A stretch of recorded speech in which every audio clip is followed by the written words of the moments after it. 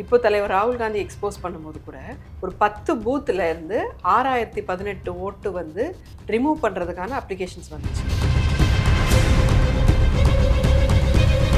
கர்நாடகாவில் சென்ட்ரல் பெங்களூர் அப்படிங்கிற ஒரு இடத்துல ஒரே ஒரு தொகுதியில் 1,00,000 வாக்காளர்கள் போலியாக இருப்பதை வந்து காங்கிரஸ் தலைவர் வந்து வெளிப்படுத்தினார். அவங்க ரியலாகவே ஒரு உண்மையான ஒரு பேர் மாதிரியே ஒரு சுரேஷ் ஒரு ரமேஷ்னா நீங்கள் சந்தேகப்பட முடியாது இல்லையா? அந்த மாதிரியே ஒன்று இது பண்ணி ஒரு ரியலான அட்ரஸ் இருக்கிற மாதிரியே ஒரு அட்ரஸை வந்து உருவாக்கி அப்படியெல்லாம் கூட அவங்க வந்து பண்ணியிருக்க முடியும். யார் அவங்கன்னு யார் பண்ணியிருக்காங்க? இவங்கெல்லாம் தான் வந்து இத்தனை மணிக்கு ஓட்டு போட்டிருக்காங்க, நல்லா பார்த்துக்கங்க அப்படின்னு சொல்லி நீங்கள் வெளிப்படையாக இருந்தால் உங்களை சந்தேகப்பட மாட்டோமே, உங்களை திருடர்னு நாங்கள் அழைக்க மாட்டோமே. மக்கள் வந்து ஓட்டு போட்டிருந்தா எங்களுக்கு பிரச்சனையே இல்லையே, நீங்கள் ஏன் அவங்கள ஓட்டு போட விடாம நீங்கள் தடுக்கிறீங்க? உங்களுக்கு உண்மையிலேயே காங்கிரஸ்க்கு தோத்து போறதை பத்தி எந்த பிரச்சனையுமே இல்லைங்க. ஏற்கனவே ஒரு பகுதியில் காங்கிரஸ்க்கு ஓட்டு போட்டிருக்காங்க, அந்த பகுதியில் இருக்க ஓட்டுகள் மட்டும் ஏன் நீக்கப்படுதுன்னு கேட்குறேன். ஏன் வந்து ஒரு பிஜேபி ஸ்ட்ராங் ஹோல்டா இருக்கிற இடத்துல இருக்கக்கூடிய ஓட்டு நீக்கப்படலை? ஓட்டை ரிமூவ் பண்ணுங்கன்னு சொல்லி ஒரு அப்ளிகேஷன் வருது. அதை ஏன் விடியகாத்தால 4 மணிக்கு 36 செகண்ட்ல எப்படி தேர்தல் கமிஷன் ரிமூவ் பண்ணும்? 36 செகண்ட்ல அது போய் வீட்டில் போய் பார்த்துச்சா? இவ்வளவு ஃப்ராடையும் பண்ணியும் வந்து அவங்களால 240 தாண்ட முடியலன்னா இவங்களுக்கெல்லாம் மொத்தமாவே 10 சீட்டு கிடைச்சிருக்குமா இல்லையா அப்படின்னு தெரியல.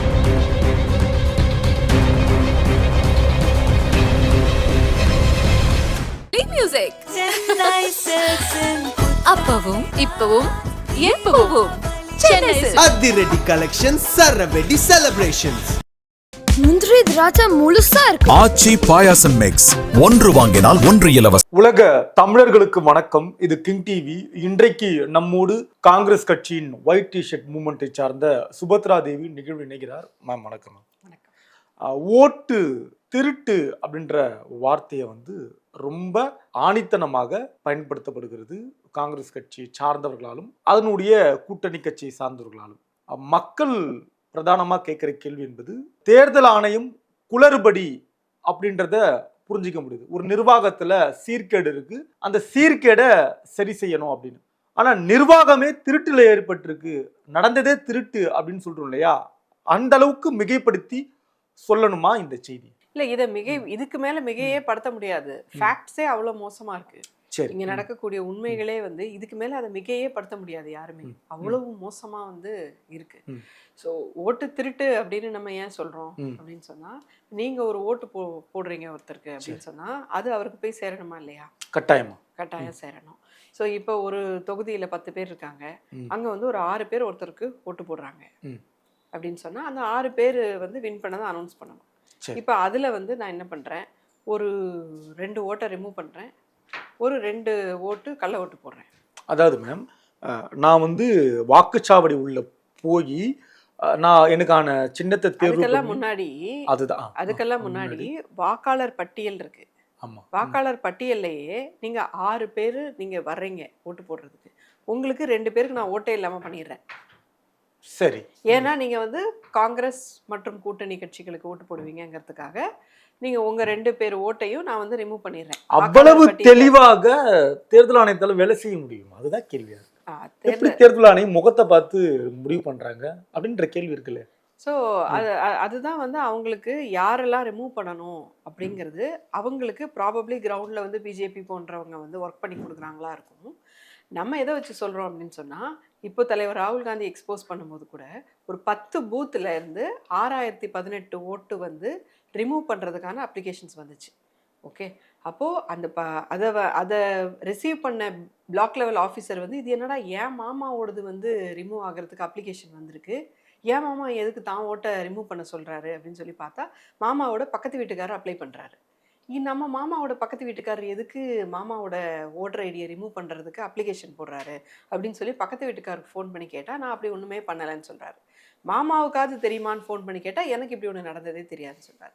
ஸோ அந்த பேசிஸில் தான் அவங்க சந்தேகப்பட்டு இந்த 6018 ஓட்டை அவங்க நீக்காமல் வச்சுருந்தாங்க. ஒருவேளை அவங்க நீக்கியிருந்தாங்கன்னு சொன்னால் என்ன ஆயிருக்கும்னு நீங்கள் பாருங்கள். ஸோ அப்போ இந்த 6018 இந்த பேருடைய ஒரு தவறு எல்லாருக்கும் பொருந்துமா? அந்த ஒரு விதிவிலக்கு எல்லாருக்கும் விதியா இருக்குமா? இல்லை, அது ஒரு எக்ஸாம்பிளாக தானே சொல்கிறோம். சரி. இப்போ இது ஒரு தவறோ ஒரு விதிவிலக்கோ அப்படின்னு அப்படிங்கிற மாதிரியே இருந்தால் அதை அந்த மாதிரி எக்ஸாஜரேட் பண்ணி வந்து காங்கிரஸ் நிச்சயமாக சொல்லாது. நம்ம எந்தெந்த அடிப்படையில் சொல்கிறோம் அப்படின்னு பார்த்தாக்க, ஒரே ஒரு தொகுதியில் 1,00,000 வாக்காளர்கள் போலியாக இருப்பதை வந்து காங்கிரஸ் தலைவர் வந்து வெளிப்படுத்தினார் இல்லையா? கர்நாடகாவில் சென்ட்ரல் பெங்களூர் அப்படிங்கிற ஒரு இடத்துல மகாதேவ்புரா அப்படிங்கிற ஒரு அசம்பிளியில் மட்டும் 1,00,000 வாக்குகளுக்கு மேல போலி வாக்காளர்கள் வந்து ஒரு பட்டியலில் உட்கார்ந்துருக்காங்கிறதுனால தானே நம்ம சொல்றோம். போலி வாக்காளர்கள்னா யாரு? போலி வாக்காளர்கள்னா அப்படி ஒருத்தர் உண்மையிலே இருக்க மாட்டாங்க. அவங்களுடைய பேர் பொய்யா இருக்கும், அல்லது அவங்க அப்பா அம்மா பேர் பொய்யா இருக்கும், அவங்களுடைய அட்ரஸ் பொய்யா இருக்கும், கதவு எண் 0 இந்த மாதிரி வந்து பொய்யா இருக்கும். ஒரே அறையில 100 பேர் இருப்பாங்க, ஒரு 80 அறையில பேர் வந்து இருப்பாங்க. 100 பேர் இருப்பாங்க. சரி. வயது வந்து 124 இன்வெஸ்டிபிளா இருக்காங்க, ஆனா நம்ம கண்ணுக்கு தெரியாம. வயது 124 இருக்கும், வயது 117 இருக்கும், இந்த மாதிரி இருக்கும். அல்லது இப்ப இதெல்லாம் கொஞ்சம் எக்ஸஸான கேஸ் நம்மளால கிளியரா பார்க்க முடிஞ்சிச்சு, அல்லது அவங்களுக்கு போட்டோ இருக்காது, அந்த மாதிரி பார்க்க முடிஞ்சிச்சு. ஆனா அவங்க ரியலாவே ஒரு ஒரு உண்மையான ஒரு பேர் மாதிரியே ஒரு சுரேஷ் ஒரு ரமேஷ்னா நீங்க சந்தேகப்பட முடியாது இல்லையா? அந்த மாதிரியே ஒன்று இது பண்ணி ஒரு ரியலான அட்ரஸ் இருக்கிற மாதிரியே ஒரு அட்ரஸை வந்து உருவாக்கி அப்படியெல்லாம் கூட அவங்க வந்து பண்ணியிருக்க முடியும். யாரு மேம் அவங்கவுங்கன்னா யார் பண்ணியிருக்காங்க இந்த வேலையை? யார் எக்ஸாக்டா பண்ணியிருக்காங்கங்கிற கேள்வியை தான் நாங்களும் கேட்குறோம். ஓ. ஸோ எந்த ஆமா எந்த இடத்துல இருந்து இந்த அப்ளிகேஷன் வந்தது, யாரு இந்த பண்ணா? ஓடிபியோட ட்ரையல் என்ன, ஓடிபி எந்த மொபைலுக்கு போச்சு, அந்த மொபைல் எந்த ஊர்ல இருக்கு, அது யாருக்குள்ளது, இது எல்லாத்தையும் அந்த எந்த ஒரு ஆதார் ஆர் பேன் கார்டு ஏதோ ஒரு ஆதாரத்தை வச்சு தானே நீங்கள் ஒரு நம்பரே வாங்க முடியும். ஒரு செல்ஃபோன் நம்பர் வாங்கணும்னா ஒரு ஆதாரத்தை நீங்கள் கொடுக்கணும். அப்போ நீங்கள் யாருங்கிறத வெளிப்படுத்தாமல் ஒரு செல்ஃபோன் நம்பர் வாங்க முடியாது இல்லையா? அப்போது இந்த ஓடிபி ட்ரையல் நாங்கள் கேட்டுக்கிட்டே இருக்கோமே, யாருக்கு இந்த ஓடிபி போச்சு, அவர் எப்படிப்பட்ட ஆளு அப்படிங்கிறத நாங்கள் பார்க்கணும். யாரு வாங்கினா, ஏன் நீங்கள் தர மாட்டேங்கிறீங்கிறத யாரு வாங்கினா அப்படின்றத கண்டுபிடிக்கணும். வாங்கினவரோட பின்னணி என்னன்றது தெரியணும். என்ன நோக்கத்துக்காக வாங்கியிருக்காரு இதை வந்து நம்ம கண்டுபிடிக்கணும். இது எல்லாருமே உட்காந்து பேச வேண்டிய விஷயம் தான். இதை எப்படி தர மாட்டேங்கிறாங்கிறது தானே கேள்வி. சரி, நான் என்ன கேட்குறேன்னு சொன்னா, இப்போ நீங்க சொல்ற மாதிரி ஏதோ ஒரு தவறு நடந்துருச்சு அப்படின்னு சொன்னா என்ன பண்ணும்? எலெக்ஷன் கமிஷன் வந்து உண்மைதான், இங்க இந்த இடத்துல ஒரு தவறு நடந்திருக்கு, அதை நான் சரிப்படுத்துறேன், இதோ இப்போ வந்து வாங்க நம்ம எல்லாரும் சேர்ந்து உட்காந்து, இப்போ நீங்கள் சொன்னீங்கல்ல வாங்க எல்லாரும் சேர்ந்து உட்காந்து பார்க்கலான்னு சொல்லிட்டு, இதுதான் இந்த என்டையர் டிஜிட்டல் ஓட்டர் லிஸ்ட். இதுதான் டிஜிட்டல் ஓட்டர் லிஸ்ட். இதை எடுத்து வச்சுக்கலாம். இதில் நீங்கள் அனலைஸ் பண்ணுங்கள், நம்ம எல்லாருமே அனலைஸ் பண்ணலாம், என்ன என்ன தப்பு அப்படின்னு சொல்லி கண்டுபிடிக்கலாம். அதுக்கப்புறம் வந்து ஓட்டு போட்ட அன்னைக்கு இதுதான் சிசிடிவி கேமரா ஃபுட்டேஜ், இவங்கெல்லாம் தான் வந்து இத்தனை மணிக்கு ஓட்டு போட்டிருக்காங்க, நல்லா பார்த்துக்கங்க அப்படின்னு சொல்லி நீங்கள் வெளிப்படையாக இருந்தால் உங்களை சந்தேகப்பட மாட்டோமே, உங்களை திருடர்னு நாங்கள் அழைக்க மாட்டோமே. எங்களுக்கு என்ன போச்சு உங்களை திருடர்னு அழைக்கணும்னு சொல்லிட்டு, ரைட்? இப்போ இந்த வெளிப்படைத்தன்மை உங்ககிட்ட இல்லாமல் நீங்கள் ஏன் மறைக்கிறீங்க, நீங்கள் இருட்டுக்குள்ளே ஏன் போகிறீங்க இல்லையா? அந்த ஏன் 18 வாட்டி கர்நாடகாவோட சிஐடி வந்து உங்களுக்கு வந்து லெட்டர் எழுதுது, இந்த இன்ஸ்ட்ருமெண்ட்ஸோட ஐபி அட்ரஸ் என்ன, இதனோட டிவைஸ் போர்ட் என்ன, இதோட ஐபி அட்ரஸ் என்ன, இதெல்லாம் கேட்கும்போது நீங்கள் ஏன் கொடுக்க மாட்டேங்கிறீங்க? இப்போ ஒருத்தர் கணக்கு பார்க்குற அலுவலகத்தில் 151 அப்படின்றதுக்கு பதில் 155 போட்டிருக்காரு. அதில் கணக்கில் பிழை நடந்திருக்கு. அப்போ நீங்கள் மேட்ச் பண்ணுறப்ப ஒரு 4 ரூபா குறையுது அப்படின்னா இதை பிழையாக பார்ப்பீங்களா, 4 ரூபா திருட்டா பார்ப்பீங்களா? நாங்கள் எப்போ திருட்டா பார்க்கலாம் அப்படின்னு சொன்னால், இது வந்து அதை நீங்கள் சேர்ந்து உட்கார்ந்து டிஸ்கஸ் பண்ணாமல் அந்த சம்மந்தமான தகவல்களை நீங்கள் வெளிப்படையாக வைக்காததுனால தான் நாங்கள் திருட்டுன்னு சொல்ல வேண்டியிருக்கு. இன்னொன்று, இந்த மாதிரி யாரோட ஓட்டெல்லாம் ரிமூவ் பண்ணப்பட்டதோ, யாருடைய ஓட்டெல்லாம் நீக்கப்பட்டதோ, அது அத்தனையும் பார்த்தீங்கன்னா எங்கெல்லாம் காங்கிரஸ் மற்றும் கூட்டணி கட்சிகள் ஸ்ட்ராங்காக இருக்கோ, இப்போது இந்த 6018 ரிமூவ் பண்ண ட்ரை பண்ணாங்களா, அது 10 பூத்தில் இருக்குது. அந்த 10 பூத்தை சேர்ந்த இந்த 6018 பேர் தான் நீங்கள் ரிமூவ் பண்ண ட்ரை பண்ணீங்க. இந்த 10 பூத்தில் 80% காங்கிரஸ் ஜெயிச்ச இடம் இதுக்கு முந்தின தேர்தல்களில். இப்போ மக்களோட மனசு மாறி இருக்கலாம் இல்லையா? மாறி இருக்கலாம், ஒன்றும் தப்பு இல்லை. அவங்களும் அதுல இருப்பாங்களே. ஒன்றும் தப்பு இல்லைங்க. நீங்களா போட்டிருந்தீங்கன்னா தப்பு இல்லை. நீங்களா அப்ளை பண்ணி என் ஓட்டை ரிமூவ் பண்ணுங்க அப்படின்னு சொல்லியிருந்தா தப்பு இல்லை. உங்களுக்கே தெரியாம உங்க ஓட்டை ரிமூவ் பண்றாங்க, 6000 பேரோட ஓட்டை. இல்ல, நான் கேக்குறது வந்து இல்ல, காங்கிரஸ் இந்த particular காங்கிரஸ் இடத்த- வெற்றி பெற்ற இடங்கள்ல மக்களுடைய மனநிலை மாறி இருக்கலாம் இல்லையா? அதான் நான் இந்த முறை அதுதான் நான் சொல்றேன். காங்கிரஸ் வெற்றி பெற்ற இடத்துல மக்கள் மனநிலை மாறி மாறி இருக்கு. மக்கள் வந்து ஓட்டு போட்டிருந்தா எங்களுக்கு பிரச்சனையே இல்லையே. நீங்க ஏன் அவங்கள ஓட்டு போட விடாம நீங்க தடுக்கிறீங்க? உங்களுக்கு உண்மையிலேயே காங்கிரஸ்க்கு தோத்து போறதை பத்தி எந்த பிரச்சனையுமே இல்லைங்க. எவ்வளவு மோசமான தோல்விகளையும் நாங்க பார்த்திருக்கோம், எவ்வளவு பயங்கரமான வெற்றிகளையும் நாங்க பார்த்திருக்கோம். வெற்றிக்கோ தோல்விக்கோ பயந்தவங்க கிடையாது. எங்களை வந்து காங்கிரஸ் ஆட்சியை வந்து மக்கள் ஓட்டு போட்டு ரிமூவ் பண்ணாங்கன்னா நம்ம என்னென்ன தப்பு பண்ணியிருக்கோம், நம்ம என்னென்ன சரி பண்ணணும்னு சொல்லி அவ்வளோத்தையும் நாங்க சரி பண்ணி அடுத்த தேர்தலில் தைரியமா போட்டியிட்டு வெற்றி பெற்று நாங்க சொன்ன அத்தனை வாக்குறுதிகளையும் ஆயிரக்கணக்கான முறை நாங்க நிறைவேற்றியிருக்கோம். பல மாநிலங்களில் இந்த 75 வருஷத்தில் ஒரு சின்ன ஒரு லோக்கல் பாடி எலெக்ஷனில் ஆரம்பித்து அதை நாங்கள் பல முறை செய்திருக்கோம். அதனால் தோக்குறதோ ஜெயிக்கிறதோ நமக்கு பிரச்சனையே கிடையாது. மக்கள் உண்மையிலேயே ஓட்டு போட்டு ஜெயிச்சா தலை வணங்கி நம்ம ஏற்றுக்கிறோம். எங்களுக்கு ஓட்டு போட வர்றவங்களோட ஓட்டை நீங்க ஏன் புடுங்குறீங்க அப்படின்னு நான் கேட்கிறேன். உங்களுக்கு தான் ஓட்டு போட வராங்கன்றதை எப்படி முடிவு பண்றாங்க தேர்தல் ஆணையம்? அதைத்தான் நாங்க கேட்கணும். ஏன் நீக்கப்பட்டதுனால காங்கிரஸ் ஓட்டு போடுறவங்க அப்படி புரிஞ்சுக்கலாமா? அப்படி சொல்லல. ஏற்கனவே அந்த பகுதியில காங்கிரஸ்க்கு ஓட்டு போட்டவங்கிறதுனால சொல்றோம். இப்போ நீ ஏற்கனவே ஒரு பகுதியில காங்கிரஸ்க்கு ஓட்டு போட்டிருக்காங்க, அந்த பகுதியில இருக்க ஓட்டுகள் மட்டும் ஏன் நீக்கப்படுதுன்னு கேட்கிறேன். ஏன் வந்து ஒரு பிஜேபி ஸ்ட்ராங் ஹோல்டா இருக்கிற இடத்துல இருக்கக்கூடிய ஓட்டு நீக்கப்படல? அது திருட்டுத்தனமா நீக்கப்படலை. ஃபர்ஸ்ட் வந்து இந்த ஓட்டுரிமையை பறிச்சது பூரா திருட்டுத்தனமா பறிக்கப்பட்டிருக்கு.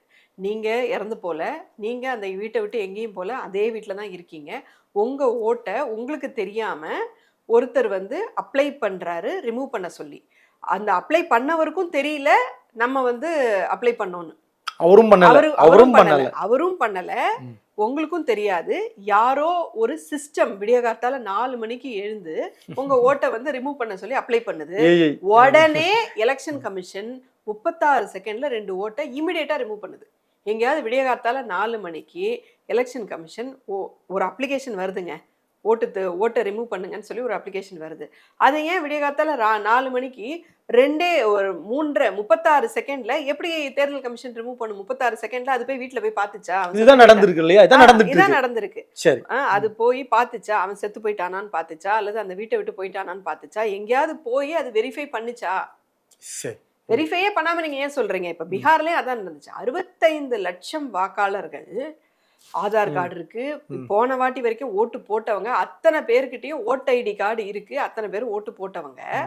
இவங்களுடைய வாக்கு எல்லாமே வந்து ஒரு 25 நாள்ல நாங்க நேர்ல போய் பார்த்து வெரிஃபை பண்ணி அவங்கள ரிமூவ் பண்ணிட்டோம் அப்படின்னு சொல்றீங்க. 65 லட்சம் பேர்ல 22 லட்சம் பேர் செத்து போயிட்டாங்க அப்படின்னு சொல்றீங்க.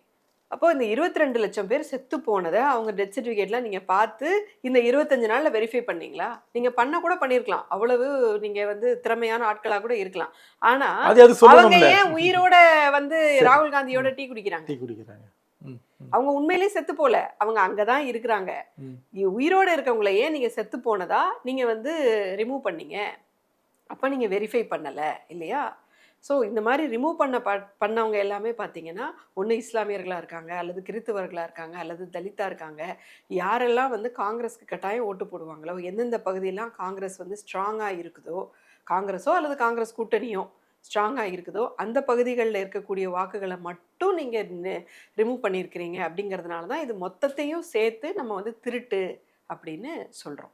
ஏன்னா இங்கே பாருங்களேன், இப்போ ஒருத்தர் கூட சொல்லலாம், நான்லாம் ஓட்டு போட்டேனே, நான்லாம் காங்கிரஸ்க்கு தானே ஓட்டு போட்டேன், ஏன் ஓட்டெல்லாம் திருடப்படலையே, நல்லா தானே ஜனநாயகம் இருக்கு அப்படின்னு அவர் சொல்லலாம். நம்ம இங்க என்ன புரிஞ்சுக்கணும்னா, ஒரு ஆட்சி மாற்றத்துக்கு என்டையரா எல்லாரும் ஓட்டை மாத்தி போடணுங்கிற அவசியம் இல்லை. ஒரு கட்சி ஜெயிக்கிறதும் தோக்குறதும் ஒரு 1.5% 2% ஓட்டுல கூட மாறலாம். ஒரு 100 பேர்ல 98 பேருடைய ஓட்டை நீங்க மாத்தாம வெறும் 2 பேருடைய வாக்குரிமையை நீங்க பறிச்சுட்டாவே போதுமானது. 2 பேருடைய வாக்குரிமையை நீங்க பறிச்சுட்டாவே உங்களுக்கு என்டையரா 49-50 வந்துரும்.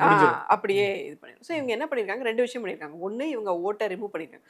ஒரு பூத்தில் 1000 ஓட்டுங்க, ரஃப்லி 50 ஓட்டை ரிமூவ் பண்ணிட்டு 50 போலி வாக்காளர்களை சேர்த்தாலே டிஃபரன்ஸ் 100 ஆயிரும்.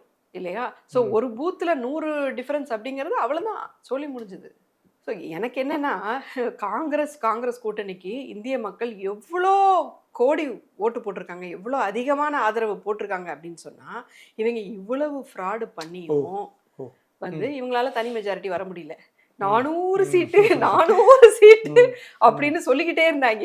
என்னடா இவ்வளவு நம்பிக்கையா சொல்லிக்கிட்டு இருக்காங்க அப்படின்னு சொன்னா, இவ்வளவு ஃப்ராடையும் பண்ணியும் வந்து அவங்களால 240 தாண்ட முடியலன்னா, இவங்களுக்கெல்லாம் மொத்தமாவே 10 சீட்டு கிடைச்சிருக்குமா இல்லையா அப்படின்னு தெரியல. நேர்மையாக இந்த தேர்தல் 2024 நடந்திருந்தது என்றால் 10-20 சீட்டு கூட பிஜேபிக்கு கிடைச்சிருக்குமா அப்படிங்கிறதே கேள்விக்குறி அப்படிங்கிற மாதிரி தான் இருக்கு இவங்க பண்ணியிருக்கதை பார்த்தா. திரு ராகுல் அவர்கள் இந்த குற்றச்சாட்டை தன்னிடம் இருக்க தரவுகள் மூலமா, ஆதாரம் மூலமா ஊடகங்களுக்கு கொண்டு வராங்க, மக்கள் முன்னாடி பார்வைக்கு கொண்டு வராங்க, தொடர்ந்து பேசிட்டு இருக்காங்க.